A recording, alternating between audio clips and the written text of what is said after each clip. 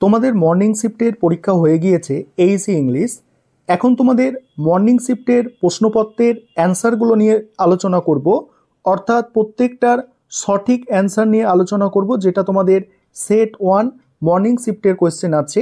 তোমরা যারা পরবর্তী অর্থাৎ ডে শিফট এবং ইভিনিং শিফটে পরীক্ষা দেবে এবং পরবর্তী বছরগুলিতে যারা তোমরা পরীক্ষা দিতে চলেছো, তোমাদের জন্য এই প্রশ্নপত্রটা খুবই গুরুত্বপূর্ণ।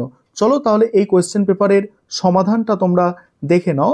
আমি টাইপ করে সমাধানটা করছি যাতে তোমাদের বুঝতে সুবিধা হয়, কারণ কোয়েশ্চেনের ফটো তো ভালো আসে না। টাইপ করে আমি তোমাদের সমাধান করে দিচ্ছি, তোমরা দেখে নাও। ঠিক যেভাবে তোমাদের আমি প্রশ্ন উত্তর করিয়েছিলাম পরীক্ষার আগে, সেইভাবেই টাইপ করা আছে, অর্থাৎ বাংলাগুলোও উল্লেখ করা আছে।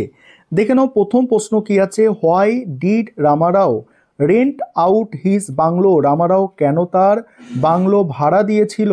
To earn money from rent, অর্থাৎ ভাড়া থেকে টাকা উপার্জনের জন্য। পরের প্রশ্ন কি আছে, 2 নম্বর প্রশ্ন। বোম্বের অর্থলগ্নিকারী স্ত্রী কার সাথে পালিয়ে গিয়েছিল? The Bombay financier wife had eloped with his, কার সঙ্গে পালিয়ে গিয়েছিল? ক্যাশিয়ারের সঙ্গে পালিয়ে গিয়েছিল। তারপরের প্রশ্ন 3 দাগের প্রশ্ন যেটা এসেছিল, দেখো সমস্ত প্রশ্ন কিন্তু করানো, ঠিক আছে। পরের প্রশ্ন, Rama Rao was the dash agent, কোথাকারের এজেন্ট ছিল সে? মালগুডি এজেন্ট। দেখো এখানে প্রত্যেকটা প্রশ্ন তোমাদের করানো। পরের প্রশ্ন, the captain is a journal, এটা কেমন জার্নাল? এটা হচ্ছে উইকলি পাবলিশ হয় এই জার্নালটা। পরের প্রশ্ন আছে, মিসেস রাও কেমন স্বভাবের নারী ছিলেন? কেমন স্বভাবের নারী ছিলেন? এই প্রশ্নটা সাজেশনের মধ্যে আমার ছিল না, নতুন এসেছে, তবে তোমরা যারা লিখতে পেরেছো এখানে অপশান ডি হচ্ছে সঠিক অ্যান্সার, অল অফ দিস। পরের প্রশ্ন 6 দাগের প্রশ্ন দেখে নাও, যে what was Gangu reason for, দেখো wanting to leave his job, Gangu তার চাকরি ছাড়তে চেয়েছিল কেন? এখানে 6 দাগের প্রশ্ন অপশান সি সঠিক অ্যান্সার, অর্থাৎ he was getting married to Gomti Devi, সে গোমতী দেবীর সাথে বিয়ে করতে চেয়েছিল। পরে 7 দাগের প্রশ্ন, what does Gangu consider the child to be, Gangu শিশুটিকে কি মনে করত? আফটার, দেখো এ গিফট ফ্রম গড, মানে ঈশ্বরের দান বলে মনে করত। পরের প্রশ্ন 8 নম্বর দাগের প্রশ্ন, who wrote the story the child, আমি কালকে বলেছিলাম তোমাদের যে অথরের নামগুলো দেখে যেতে, পরের শিফটে তোমরা যারা পরীক্ষা দেবে লেখকের নাম দেখে যাও। এখানে অপশান এ সঠিক অ্যান্সার, মুন্সি প্রেমচন্দ। পরের প্রশ্ন 9 দাগের প্রশ্ন, what do people think Gangu decision to marry Gomti Devi, Gangu Gomti দেবীকে বিয়ে করার সিদ্ধান্ত সম্পর্কে মানুষের কি মত ছিল? এখানে অপশানগুলো দেখে নাও, অপশান সি সঠিক অ্যান্সার, তারা সমালোচনা এবং বিচার করছিল, দে ক্রিটিসাইজ অ্যান্ড জাজ হিম। পরের প্রশ্ন আছে কি, পরের প্রশ্ন 10 দাগের প্রশ্ন, by whom was the speech I have a dream delivered, করানো সব প্রশ্ন।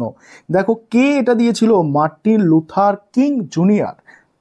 দেখো পরের প্রশ্ন দেখো, যে I have a dream the speaker wish to, দেখো এখানে ভাষণটিতে বক্তা কি প্রতিশ্রুতি দিয়েছিল? দেখো এখানে অপশান এ হচ্ছে সঠিক অ্যান্সার, অর্থাৎ ডেমোক্রেসি। পরের প্রশ্ন 12 দাগের প্রশ্ন, হোয়াট ইজ দ্য স্পিরিচুয়াল, বলছে নিগ্রো স্পিরিচুয়াল হচ্ছে একটা সং, অর্থাৎ একটা গান। 13 দাগের প্রশ্ন, what is the central theme of the king's dream in the speech, এখানে হচ্ছে মার্টিন লুথার কিং এর ভাষণে তার স্বপ্নের মূল বিষয় কি ছিল? মূল বিষয় ছিল political power for African American, অর্থাৎ আফ্রিকান আমেরিকানদের জন্য রাজনৈতিক ক্ষমতা।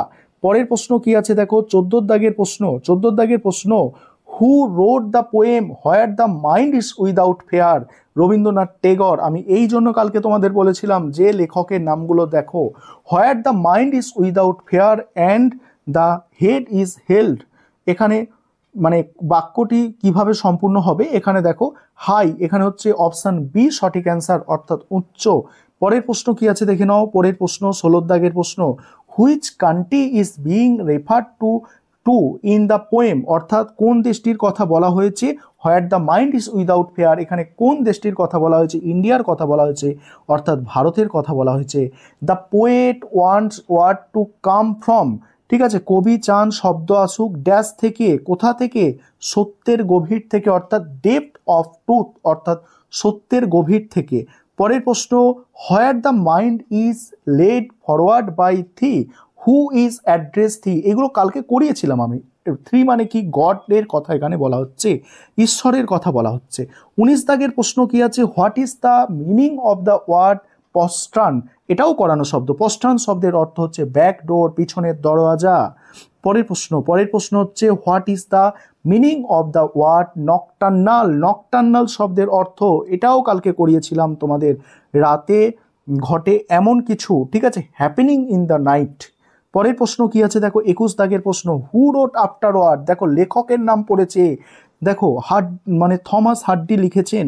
পরের প্রশ্ন কি আছে দেখো, what kind of poem is break break break, এটা একটা ইলিজি অর্থাৎ শোক গাথা।